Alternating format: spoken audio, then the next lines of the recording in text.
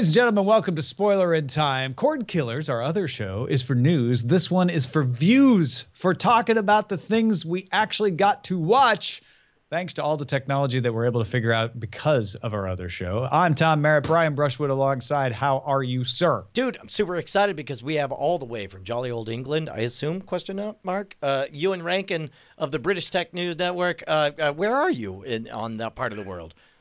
I love the fact that you think I'm going to add to this part of the show, mate. Thank you. Yeah. I'm about an hour and a half north of London. You could be the arbiter of how good we're doing. You could be the final judge on anything that you don't know about, that you could say who acquitted themselves better. I'm here to listen to what you guys have to say and then decide whether I want to catch up with those shows. Very good. I like it. However, before we jump into Spoilerin', how about the movie draft? Mm-hmm.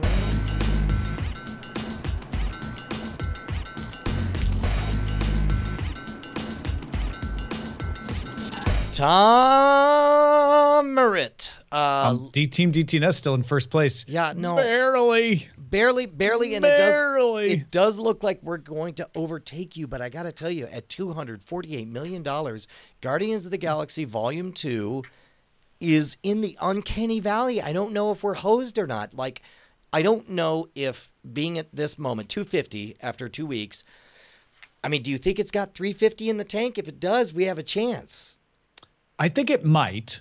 I think it really might, because we're only, the second weekend, right? So that's not bad at all. 248 million in the second weekend is really good. Fate of the Furious is now up to 215 million. But that is well below what I wanted it to get. Yeah. And so it's going to percolate up maybe closer to 220. It could hit 230, but that's about 30 million less than I wanted. What I'm thinking you were going to get with Guardians was 331 million. I think that looks pretty good. And I think you'll definitely hit that, if not surpass it. Yeah. Well, and so here's the other thing is I'm not seeing a lot of competition. We have this next weekend, we got Alien Covenant, which I think will take none of the views away from Guardians of the Galaxy, because being a rated R film, it's going to attract a different demographic. I think it'll take some, but maybe not a lot. Baywatch, Baywatch might be a similar. That's 2 weekends from now. Yeah. Yeah, but even then, I feel like if you're telling the kids we could watch Baywatch or that old Guardians movie, we'll see. But then again, that's also when we get back in the mix with our other heavy hitter, Pirates of the Caribbean. So we'll see how we do there. Which is also your movie, though. So you don't mind if Guardians starts to decline in favor of your own movie. Sure. I mean, assuming that it's still got the juice that it used to. I don't know that it does. We'll see. Who picked King Arthur and's looking for the glass of whiskey and the pearl handle revolver? Poor Scott Johnson and Brian Ibbott, Team Frog Pants, had King Arthur, legend of the box office receipts. Yeah, man, I got to tell you, what's funny is the winners so far have not won in a big outsized way outside of the Boss Baby. I think Big and Tall really nailed it with that pick. But that was an artifact of being later in the draft, if I remember correctly. I went to Boss Baby with the kids, prepared to sleep through the entire movie, and I loved it. Was it good? It was good? There were some really good adult jokes in there. I thought, what's his face as the Boss Baby's voice was. Alec Baldwin was just brilliant, absolutely brilliant. Like I said, I went prepared to sleep because we were going for the kids, no one else, and I loved it. That's awesome. So, Brian, it sounds like you don't think Alien Covenant's going to do all that much this weekend. And the weird part is, like, Alien Covenant is certified fresh on Rotten Tomatoes, by the way. Tom's wife. My wife works for Rotten Tomatoes. But the fact that it did well, I don't think will make it a huge success. Like, Prometheus was about as much buzz as you were going to get from a alien-related franchise. And what did that do? Like maybe 200 million total? Or hold on, let me look that up. Yeah, we've got a guy called Lee Peterson in the chat room at BTN, and he and I both liked Prometheus. We thought it was a good extension of the story, if you like. And he went to see Alien Covenant, and of all the people in the Slack room, I would have thought he would have said it was okay, and he wasn't impressed. Oh, dude! So, by the way, for the record, I want you to know we're still friends, despite the fact that your friend likes Prometheus. 126 is what it did. It was an okay movie. No, it was terrible. It was terrible. It was an extension it was of the story. awful. Okay, look, character development consisted of a guy taking off a helmet and saying, "What? I don't care about biology. I'm a geologist. I love effing rocks." That was literally a line from the movie. It was okay. I'm still upset about that. All right, let's go to something happier. A happier land full of planets that fall apart and people who can touch you and understand your feelings. Guardians of the Galaxy Volume 2 is our first spoiler. By the way, I didn't tell you the lineup this week will be Justified, Episode 5, Season 6, Fargo, Episode 4, Season 3, Better Call Saul, Episode 5, Season 3, American Gods, Episode 3, Season 1. Brian wasn't able to get the latest leftovers. We'll get to that next week. But Guardians of the Galaxy Volume 2, you did get to finally, Brian, and you've actually seen it twice now. Yeah, I took my 13-year-old to see it, and then I took my 9-year-old. You've seen it, right, Ewan? Yeah, loved it. And did you go with family members? Yeah, I took the kids, 8 and 13, and they adored it as well as they loved 1. I thought the soundtrack was great. There was a load of people said, "Oh, I kind of liked it, but the soundtrack was a bit too Americanized. It lost me." And I'm like, the only reason that you think it's Americanized is because you've only listened to the first 20 seconds of the chain on the Formula One coverage. You haven't listened to the rest of it. Otherwise, it's a completely identifiable soundtrack. I thought it was really, really good. I thought the storyline was okay. It progressed. I just think they've got to be careful that they don't get too formulaic. Well, and that's one of the things I worried about as well, because number one, full stop, highest of all recommendations. Go see it. It's great. I had as much as fun at the second one as I did on the first. But watching it twice in a row, Tom, it's remarkable because it makes you realize so much of that story works because of the surprise. They are masters of the callback and the surprise. And it's a very efficient script. Very little is spoken that doesn't show up later in the movie. But once you've seen it all, remember when I watched Guardians of the Galaxy 1 and I told you that like the main tension from the first 2 acts really doesn't have a lot of teeth when you already know that Yondu isn't really trying to kill Peter Quill and actually kind of likes him and so on. That's even more so in Guardians of the Galaxy Volume 2 because all the marketing, like if you bought a Subway sandwich in the last 2 months, you know that Yondu and Nebula are on the team. So as a result, every second of them on screen doesn't really have that tension that might otherwise have been there. Oh, see, I thought you were going to go with different examples than that because knowing Yondu and Nebula are in this movie, I mean, that never struck me as something odd. Having seen pictures of them in the advertising, I never felt a lack of tension around Nebula. Oh, no. I'm sorry. Specifically, like, and maybe I'm misremembering this, but I'm almost certain that at Subway, it says all the Guardians of the Galaxy, and it lists them on the team. So that never impacted me at all. But I could totally see that a lot of the tension around his dad and what his dad's actually up to, and the fact that the team gets separated and are they going to get back together? And if they get back together, how? I mean, that all is just a wash after you've seen it, obviously. And it does seem to play a pretty significant amount towards your tension building plot. Yeah. I thought there was a lot more character and subtlety in Bradley Cooper's character in the first one, whereas you tend to find he just shouts a lot during this one, and that's all there is to him. I thought it was very one-dimensional. The Groot thing, I was really impressed with Vin Diesel's characterization in the first one, and the second one, they've gone for the cute factor, which is just like, okay, but Groot better be grown up for the next one because I'm not taking that again. Well, apparently he's going to be a teenager next time.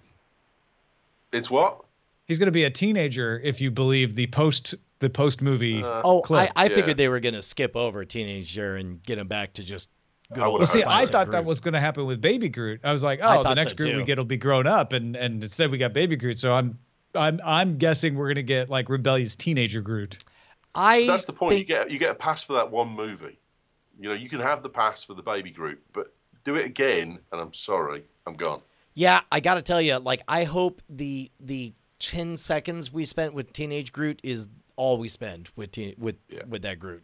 Like, I'll tell you what, my it's issues with Diary this. of a Wimpy Kid Saves the Galaxy. Yeah. My issues with this this movie, and I've only seen it the one time, is that it didn't have the appeal of here's a bunch of rebel outsider ne'er-do-wells who are doing things that they should otherwise have no business doing. That really appealed to me in that first movie of the outsiders breaking into what, I mean, on paper would be a very serious Avengers level movie. You've got Thanos and you've got planet destruction and threats, and this ragtag group is the one that gets thrust into the action, and that comedic tension was really fun. This one, you still get the banter.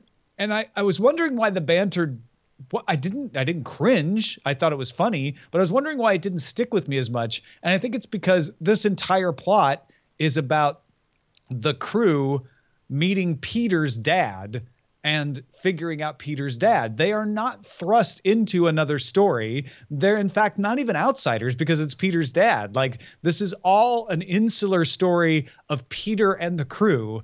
And that just doesn't play as well for me. Yes. Well, especially when, I mean, I understand, second episode, that's when by the Empire Strikes Back playbook, you should separate your team and follow parallel stories and all that stuff. That's fine. It was all pretty good for what it was. However, I will say tonally, on the one hand, I loved how funny it was. I loved how light everything felt. I loved how they wore on their sleeve the fact that, yes, we're facing death, but we're too busy making awesome one-liners and playing rad music while we do it. That's all fine. A side effect of that is that when you're not really scared for Baby Groot and for Rocket and for Yondu, when they're prisoners, when you're too busy watching them do shtick, it means that the moment when they triumph over adversity and slaughter every single person on the ship kind of feels a little bit harsh. You're like, oh, that's the fat dude with the googlies glasses that I kind of thought was, oh no, he's murdered. He's murdered. He's murdered. He's murdered. And as a result, it didn't feel triumphant to watch the individual slaughter of all of Yondu's men, even though the music would indicate that I should have felt that way.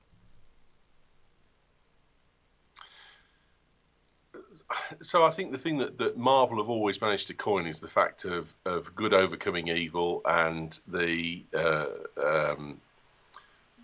kind of everyday struggles of people embodied, though, people, the afflicted, the person who's picked on at school, giving them a counter character, a second. What's the word I'm looking for? Their alter ego that allows them to be somebody in their own world as opposed to in the real world.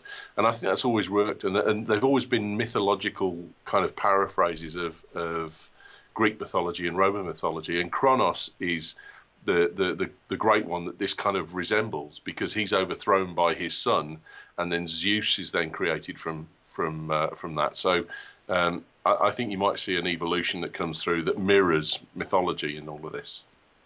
Also, how about the 17 different post movie scenes that we got? Were there actually 5, or am I just exaggerating? There were 5, but I got to tell you, can I say for the record, I love this. I think they should do this on every movie. It should become the hot new trend that the story ends, in air quotes, at the end, but really all the denouement happens during the time that matters the most to so many talented young artists and old artists who have participated in it. The idea of anything that gets more eyeballs on that credits and ups the value for people who put so much into these, I think is great. I want everybody watching all the credits of all the movies, and the easier they make it for everyone, the happier I am. I'm not knowledgeable enough about Warlock. So that was the one that I had to go look up later. Ewan, what were you going to say? People watch, but they don't read. That's the trouble. No one sits and reads who the characters are. No one sits and reads who did the lighting, who did the electronics, who did the carpentry. They just sit and wait for some more flickering images to come up. That's the real problem. I agree, but as someone who's a content creator, it appalls me. But it's the way of the world. Well, what I'm saying is we've just seen more to fix that than we've seen in the last 10 years of any credits, anything. Since Marvel started adding the post-credits scene, that's the last big advancement. Now we're seeing the newest big advancement where you're able to refresh the songs 4 times because you start a familiar song and then cut it off midway. And then also on top of that, they added the hiding by taking away, by replacing names with "I am Groot." It forced the eye to go see it. I enjoyed that. And it flickered. I mean, again, all of this was a very shadow way to honor everybody who worked on it. And you're not wrong in that people don't care it's not working, but it doesn't matter if it works. What matters is that they're respecting the creators by at least trying to make it work. And I'm cool with seeing that.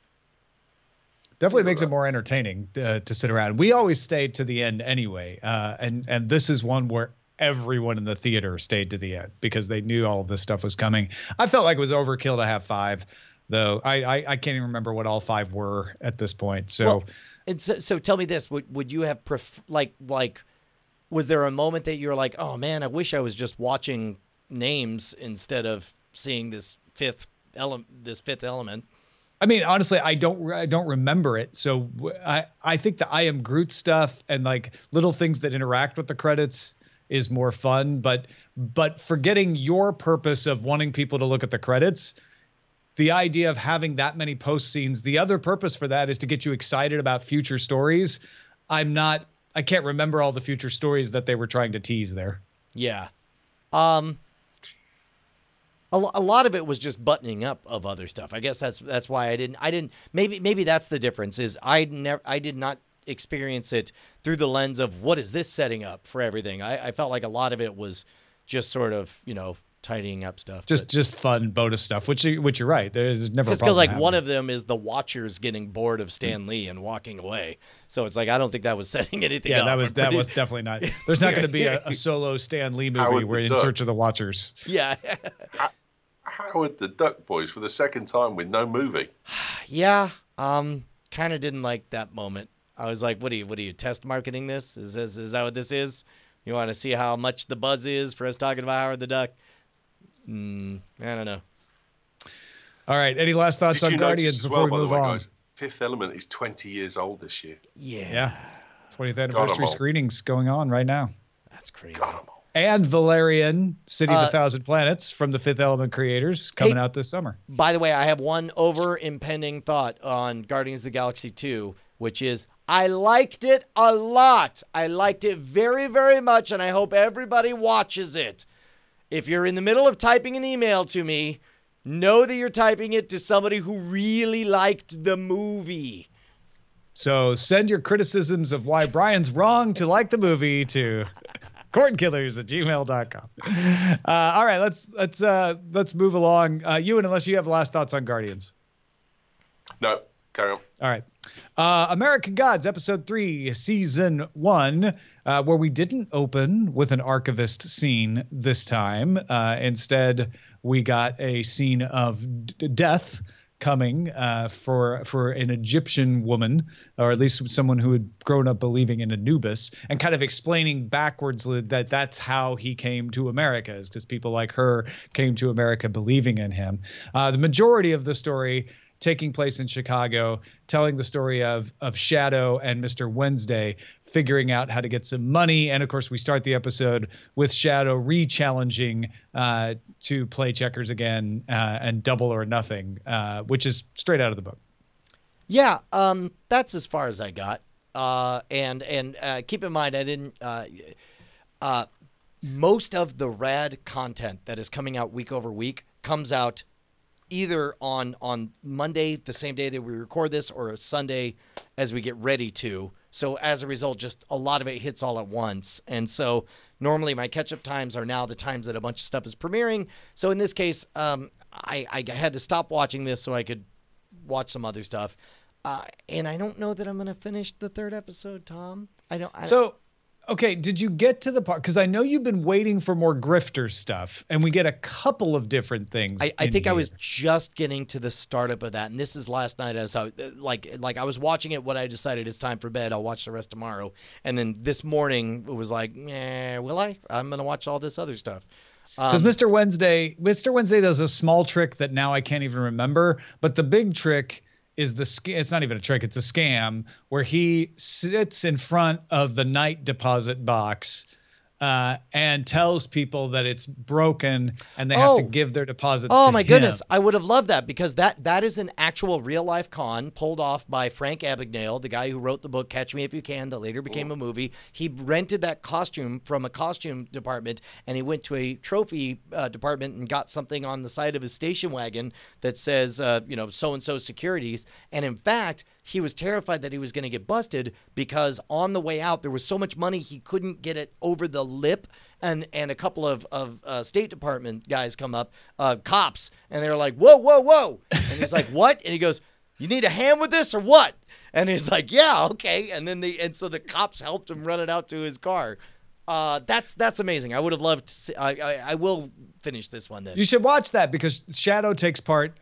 Basically, he tells Shadow to just stand by the payphone. Yep. And then the business card that they give the police when the police stop by rings the payphone, and Shadow that's answers. right. You know what? And that reminds me that is in the book. And I think I recognized at the time in the book, I'm like, oh my God, that's straight out of Frank Abagnale. And then basically the point of the episode is that they're getting things together to head to Wisconsin. You get to meet the other sister, earlier in the movie, and she gives Shadow the moon, which is a silver dollar. And McSweeney shows up. Mad Sweeney shows up looking for his lucky coin, which Shadow says he buried with his wife. And at the very end of the episode, Shadow comes into the motel room that they stop at on the way to Wisconsin, and there she is. Got it. I'll watch the rest of it. I'm not giving up. I'm surprised that out of everything on my plate, that was the one I started but didn't finish.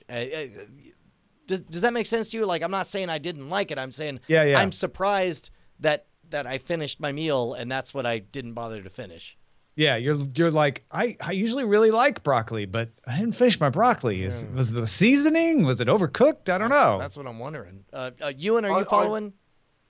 No, I've not watched it, but the only thing that bothers me at the moment is, this is from, I know the novel, and I haven't read the novel, but I know of it. And one of the things that bothered me about Man in the High Castle is the actual novel is significantly more succinct than the TV show was. And I'm just wondering, do you guys feel that maybe this is suffering from the same problem as Man in the High Castle, where it's trying to string something out to be longer than it actually is organically? Can I confess something weird? And Tom, you could tell me if you agree or not. Like, all of the stuff that wasn't necessarily in the book, I've really enjoyed. I enjoyed that vignette with Anubis, and I can't remember if that's in the book or not. I enjoyed the opening bit where they summoned they created a totem to summon a god there or whatever. The stuff that I haven't enjoyed is the stuff that's in the book. Brian, this is not a criticism. You are a surprise junkie. Yes. You want to be surprised, which is why Guardians of the Galaxy Volume 2 is not as good the second time for you. Yeah. Because you don't care about seeing characters and jokes again. Fair and enough. American Gods, what you just said is, I like the parts where I don't know what's coming. Yes. Yeah. And no, I think you're right. I really am. And that's a great way to put it. I am definitely a surprise junkie. Yeah. And that's not a bad thing. That's just a thing. So I wonder if that's the issue. And I wonder if we can apply electrodes to your head and make you forget the book. You know what? But here's what I suspect. So absent the curiosity of where's this headed, all of the vignettes as standalone art pieces aren't so great. Like each of the think of each. Maybe the Mr. Anansi one. But even then, that was depressing and dour and wasn't super. Well, it certainly is depressing and dour. I don't know if that means it's bad, but yeah, this is not a feel-good series. And to get back to Ewan's point, I actually liked Man in the High Castle, but I totally get what you're saying about the succinctness. I don't feel that the show is belaboring parts of the book, particularly because American Gods is a much thicker book. There's a lot to work from, and there's more there's more chances that they're leaving things out than they are spending too much time. Yeah. All right, let's move on to Better Call Saul, episode 5, season 3 with Brian, which Brian and I were lucky enough to be able to watch together because you were in town when that aired on Monday.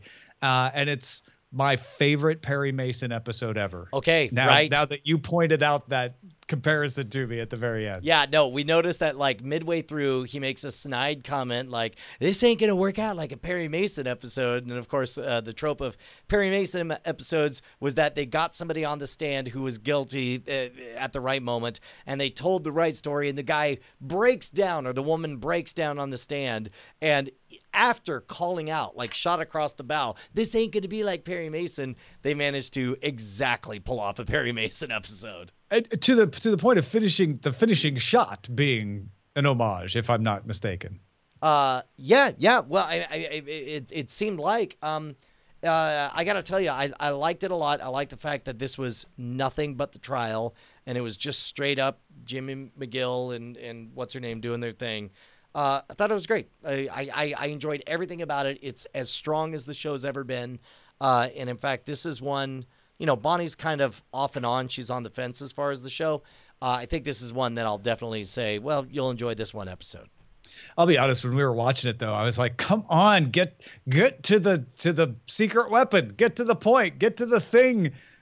And when they did, I was super happy, and I thought they pulled it off well. Not 100% convinced it would actually work. But this is a bar association hearing, not an actual court trial. Well, and that's so here's the brilliance of it. If this is intentional, remember that the tension was always put on Jimmy's side, saying, remember that the standard of evidence is much lower in a bar trial, and it's not going to be hard to convince them of your guilt. And he took the exact thing by essentially putting Chuck on trial. He used that exact same thing to his benefit. And also, we didn't get their decision. So, you know, we still have another shoe to drop man, next week. What would that be like? Beginning of tonight's episode is like, yeah, anyway, you made a really good argument, but you're disbarred. Yeah. It's like, what? You are no longer allowed to practice under the name James McGill. Great. I'll change my name to Saul Goodman. Yeah.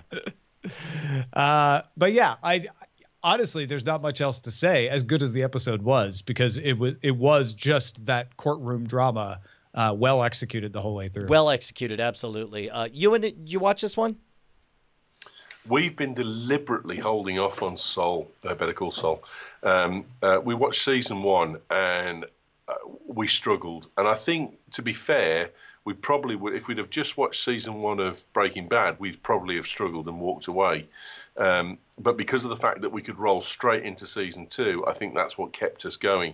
So we've watched season 1 and we've held off, and we are deliberately going to watch 2 and 3 back to back and hope that it kind of, because it was a real slow start. I think that's a wise choice because season 2 improves, but season 3 is when it's actually matured into a show that I will recommend to people versus a show I'll say, oh yeah, if you really like Breaking Bad, you'll probably have fun. I'll tell you what, man, Westworld made me realize it's a fundamentally different experience to watch week to week versus binging straight through. Everyone I know who was watching week to week got really frustrated with Westworld.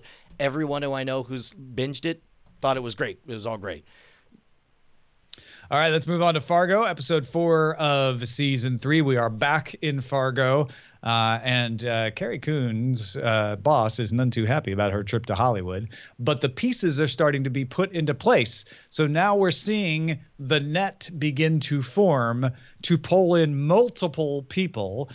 First of all, she shows up to interview the brother who works at the probation office and starts to figure out a couple of things. Then the probation officer brother gets busted because they have a picture of him with his parolee at a party, and he just pretty much up and quits because he loves her so much.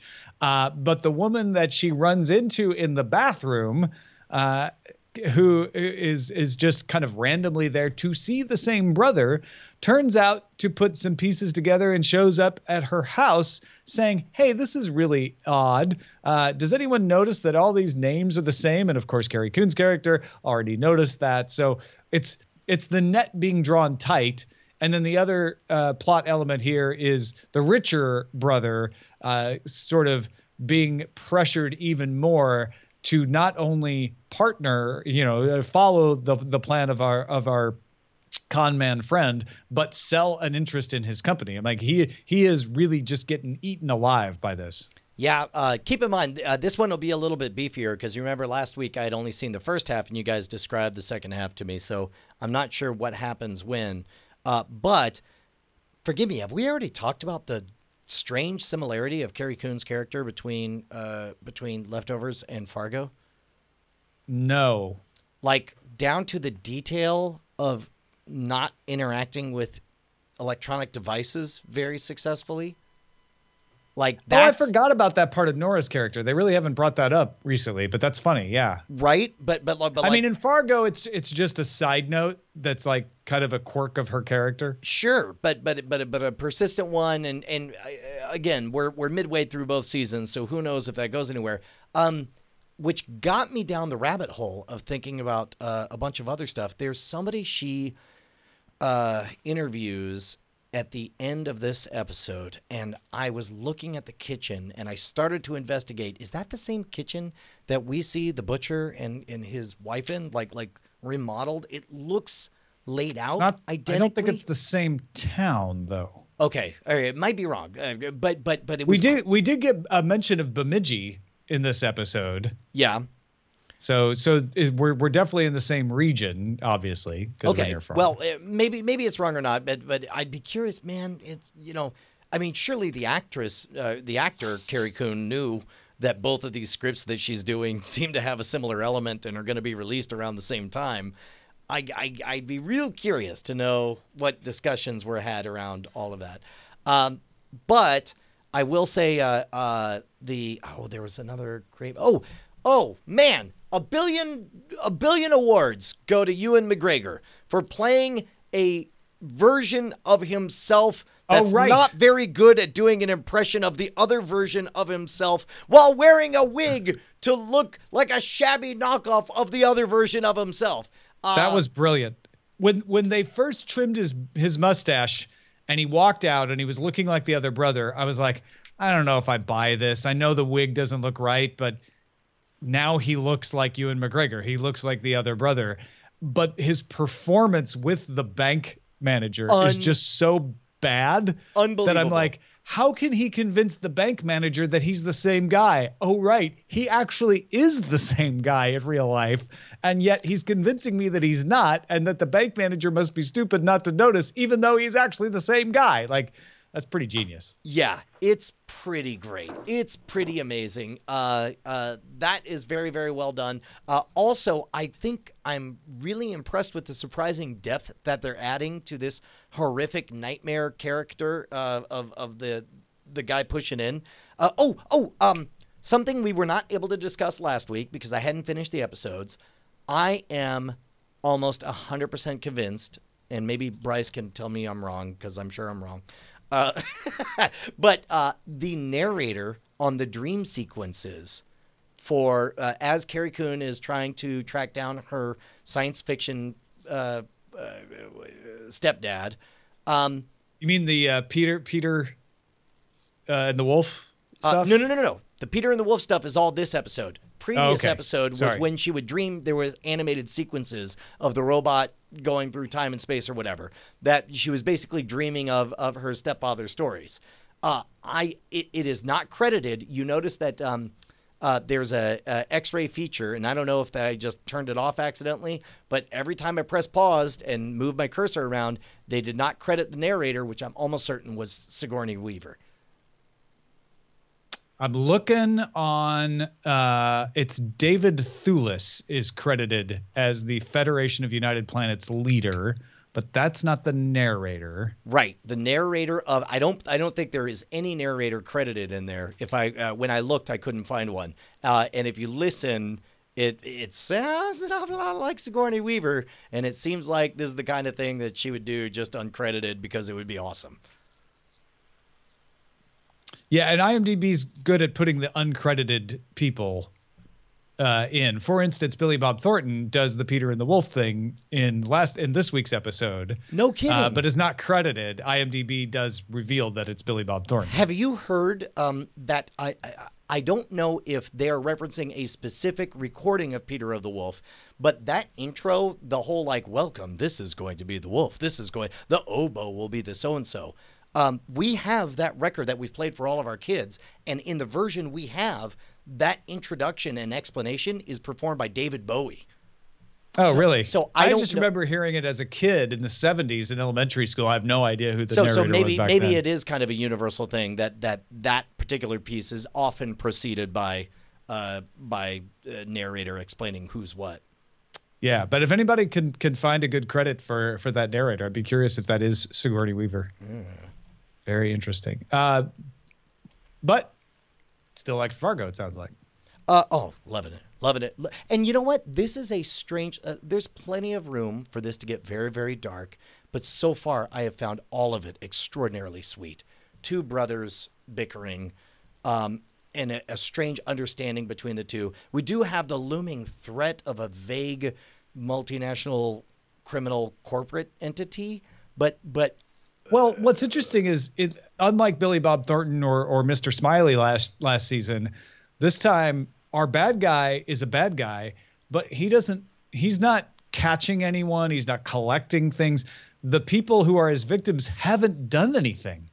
Yeah. All they did was take a loan that they shouldn't have, a little carelessly. And I find that, I think that adds to the sweetness, because the people that he is after, you're like, well, but you know, I mean, maybe they're kind of douchebags sometimes, but they didn't do anything wrong.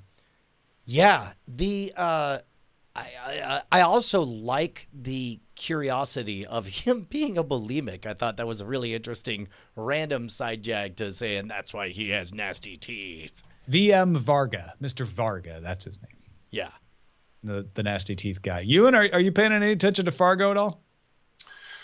No, I'm going to say it's on my to-do list, most definitely. I've heard you guys talking about it now for a while, and I've spoken to Julie Cool a couple of times about it, who's out that kind of way, and she swears blind by it. So I need to catch up on it. It's on the to-do list for sure. I'll vouch for it. I mean, it's going to be an investment, but I like the fact that it's an anthology. You can watch any of the seasons in whatever order you want. But man, the talent they've got is extraordinary.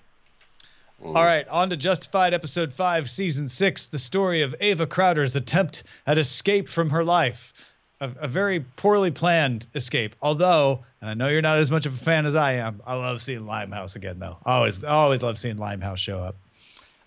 Yes. And I definitely thought, oh, Tom will be happy Limehouse is here for this part. I'll tell you what, I mean, they've got to get to this place, so it makes sense that Ava is rekindling some kind of flame with Raylan, but all of it just rings so hollow, because Raylan is an asshole for holding her feet to the fire and using her the way she is. She's being used. She has only one move, and that's to literally throw herself physically at anyone who sounds like he or she or whoever might have a chance to save her. So all of that just rang so desperate to me. It was really kind of a bummer. Yeah, I hear what you're saying. I mean, Ava should just be cooperating, right? There shouldn't be any tension with Raylan. She should just be feeding him information, milking. I mean, she's got Boyd on a hook. She could be milking him for all kinds of information and feeding it to Raylan. But she's so confused and random that she's put herself in the situation where she doesn't know where to turn and panics and runs. And that's why it felt a little hollow to me. Is like, well, Ava, you didn't have to do it this way. And we didn't really spend a lot of time in this episode making a lot of progress on the whole real estate situation. That just kind of was kept on simmer. Yeah. I guess the other element, it was good seeing Patton Oswalt again, and it was good seeing him kind of try to muscle up and try to play the adult. And to be honest, I even thought funny. Like of all the ways to take this guy out of the picture, you know, even though his intent wasn't to get bullied into a position where it made sense for him to fire a taser on an advancing, you know, possible criminal, that seemed to work out pretty good. Yep. It was funny that Raylan walked in when he did. I was like, oh, wow, you risked. Now the guy who runs a hardware store knows that you were here. So, I mean, that was kind of sloppy, but I don't think I'll say anything. Do you? No, it felt like that was just going to come and go. It seems awfully late in the game for us to be introducing new characters and new plot lines, but now we got this character that's family to Ava's side of the family that has beef with the Crowder side of the family, and now they're grinding. That's Frank things. From Lost. Yes. I was wondering why. I love that. I know what you mean about needing having another family member, but just having that actor along as a guy who really understands coal mines. I'm like, look, as long as he's just here to get us from point A to point B and help Boyd into the tunnels, I love having him around. He's just so fun. Yeah. By the way, Scott Grimes in this episode as well. Scott Grimes, right. Yeah. In this, and made it easy for me to recognize him in the upcoming sci-fi thing.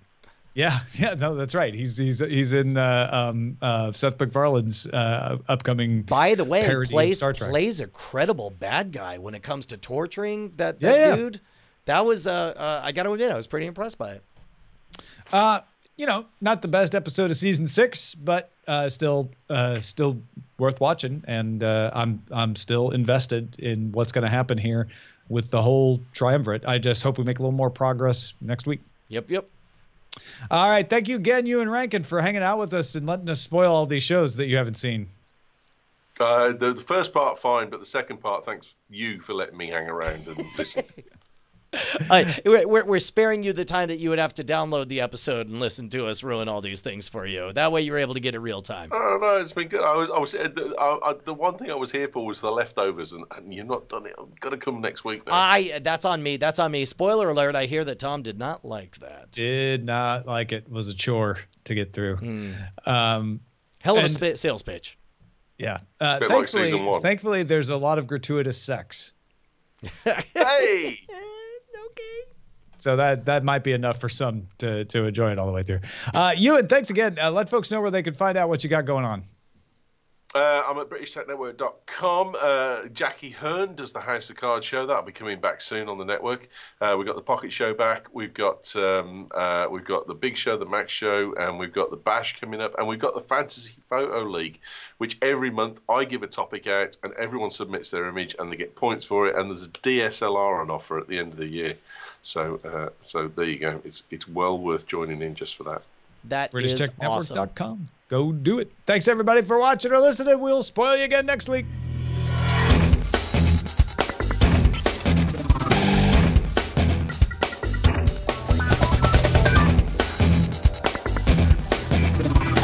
Diamond Club hopes you have enjoyed this program.